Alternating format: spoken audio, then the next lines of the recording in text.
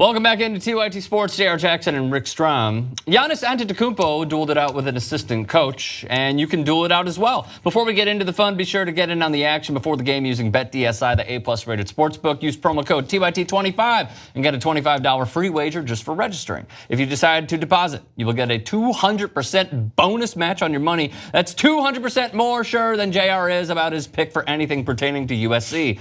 And if sports isn't your thing, don't forget BetDSI offers odds on pretty much everything else too, including all major sports, politics, reality, TV, what have you. Promo code TYT25. $25 free wager just for registering.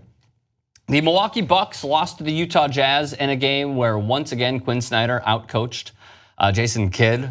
Should he be on the hot seat? Not Snyder, but Kidd. Leave a thought in the comments section. But this clip pertaining to Giannis Antetokounmpo and an assistant coach that he has had a relationship with in the past. We'll get into that in just a second. But first, take a look at the skirmish, and then we'll discuss. Following the Giannis turnover, game tied at 81. We missed Could you read lips there? The tail end of that. I did. It's exactly. I watched it 7 times over. The first couple of things, but he said, "Oh no, not like either that's not going to happen. That's not here."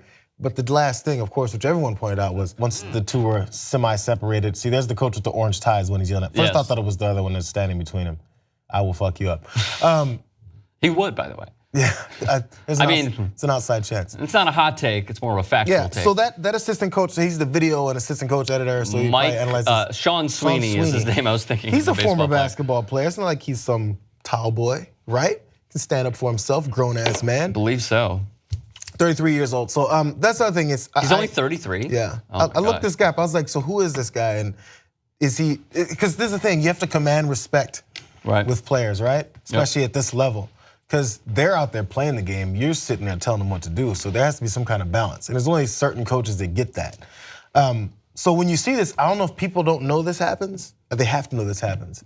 Well, when you're in high school and college, you listen to your coaches like crazy no matter what they do, even if you're mad about it. Because if you don't, you're sitting.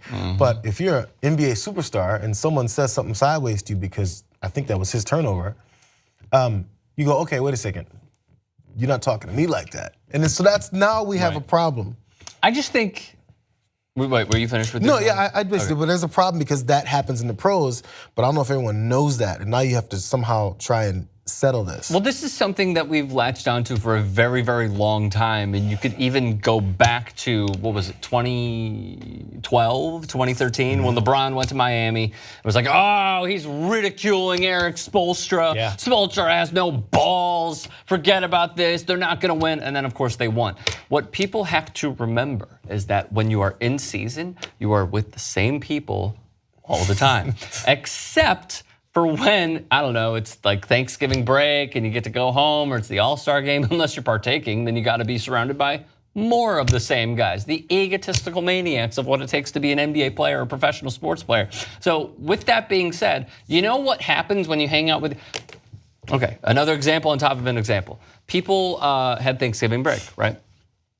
What happens when you hang out with your family for like a week and you haven't seen them because you were in college, or you know, not for me, I didn't argue with anybody, but like you're in another state. What happens when you're surrounded by those people all the time and that's just for a week?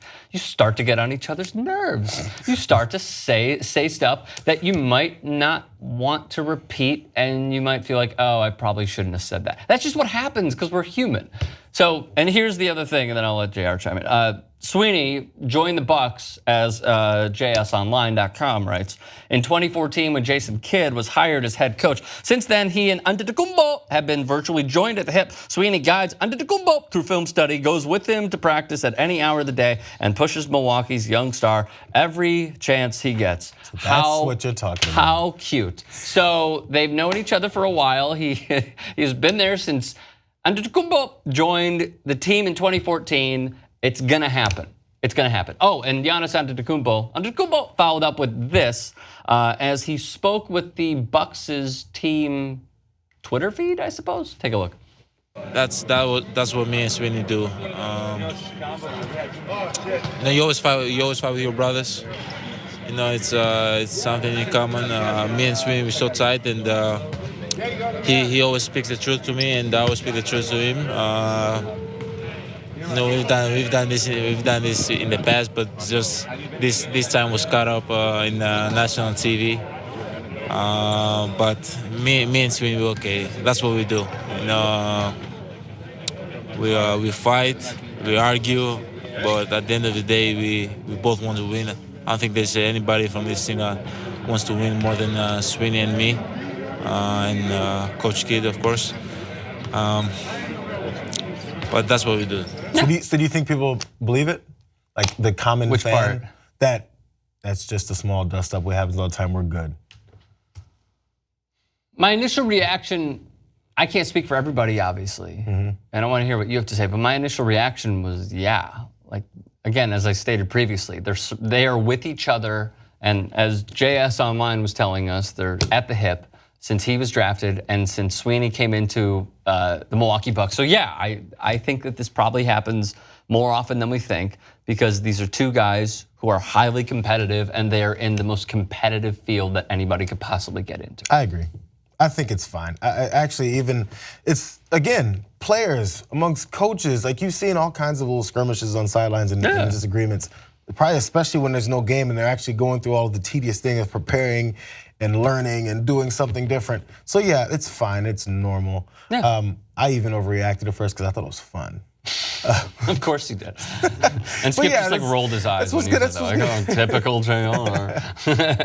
That's what's gonna happen. They're gonna fight, and he's pointing that out, and they're both competitive. And it's Sweeney's job to do that, as he said. You got to push the guy. He's a superstar. What are you gonna do? Let him just stay there? Yeah, and they laid an egg against Utah. So like when you're the star of not only the team, but you're like a top 3 MVP candidate, top 4 maybe if you slipped a little, you expect much better than this. So I get it, I understand it. Look, if it continues to happen over and over, and then if Sweeney's like, no, I'll fuck you up. Like, I'll get, in the words of T.O., get your popcorn ready. But then after that, like, yeah, we might have a problem if it continues to happen over and over and over. This is mini. By all standards, at least from what we've seen. Thoughts? Comment section below. Subscribe to TYT Sports. Could you fuck up Antetokounmpo? Could you fuck him up? If he said, I'm gonna fuck you up, what would you say? Yeah, like I'll fuck you up when you're walking on the street and you're not looking.